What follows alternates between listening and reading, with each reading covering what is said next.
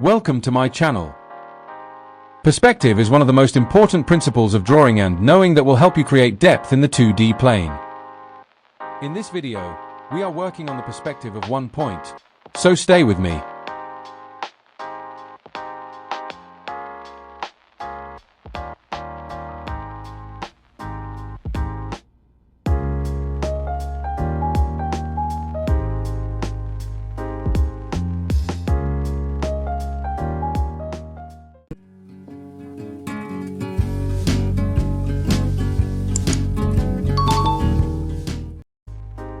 Linear perspective terms.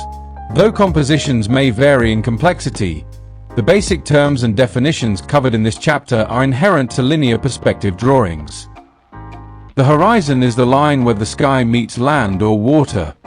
The height of the horizon will influence the placement of the vanishing points and the eye level of the scene.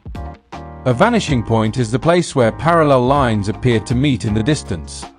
With the example below, the parallel lines of the road recede and visually merge to create a single vanishing point on the horizon. There is no limit to the number of vanishing points a scene may have. The ground plane is the horizontal surface below the horizon. It may be land or water. In the example below, the ground plane is level. If the ground plane was sloped or hilly, the vanishing point, which is created by the path's parallel lines, may not rest on the horizon and may appear as if it's on an inclined plane. Orthogonal lines. These are lines that are directed to a vanishing point, such as the parallel lines of railroad tracks. Orthogonal means right angle. It refers to right angles that are formed by lines such as the corner of a cube shown in perspective. Sketch a horizontal line across the top portion of the paper for the horizon. Near the center of the horizon, place a dot for the vanishing point. In the lower foreground, sketch a square that will form the front of the box. Add orthogonal lines from each of the four corners of the square to recede to the vanishing point. Note that all of the lines of this one-point perspective drawing are horizontal or vertical, or go to the vanishing point. Sketch a square that will form the back of the box.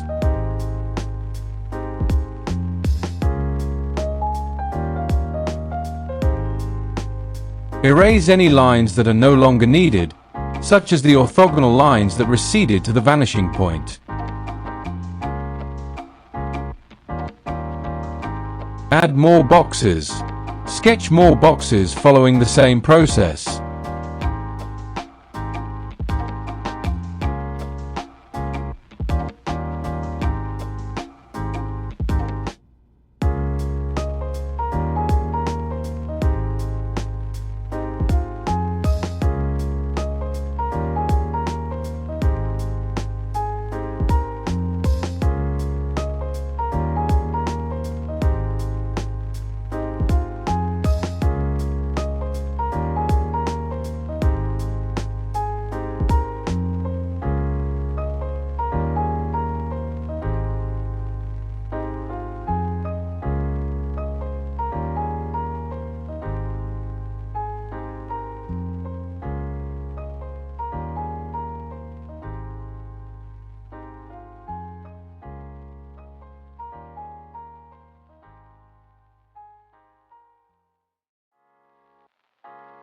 Four principles that characterize how depth is conveyed in linear perspective are size of forms, overlap of forms, placement of forms, and convergence of lines.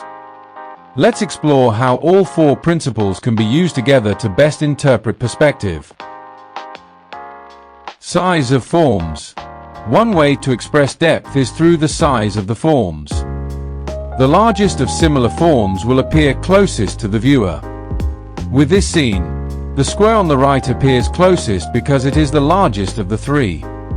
The square on the left appears to be the most distant because it is the smallest.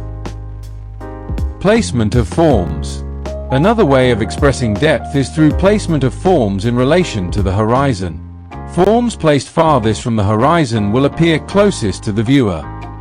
The square on the far right is farther away from the horizon than the other two squares, causing it to look closer to the viewer. The other squares are closer to the horizon, making them appear more distant. Overlap of forms. Depth can also be expressed by overlapping forms. The square at the bottom appears closest because it is overlapping the square in the middle. Convergence of lines.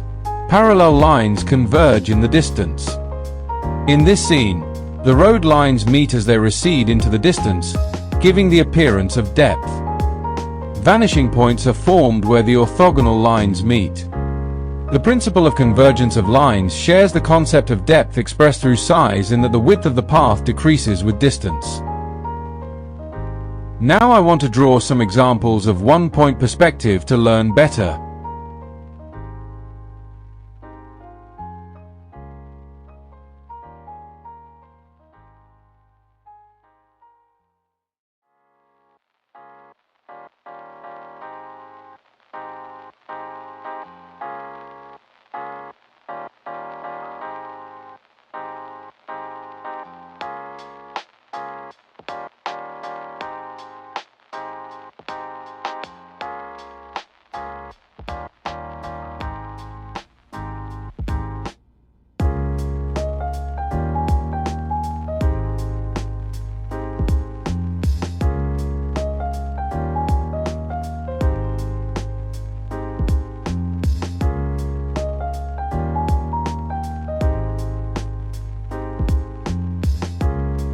Let's see some famous paintings drawn with one-point perspective.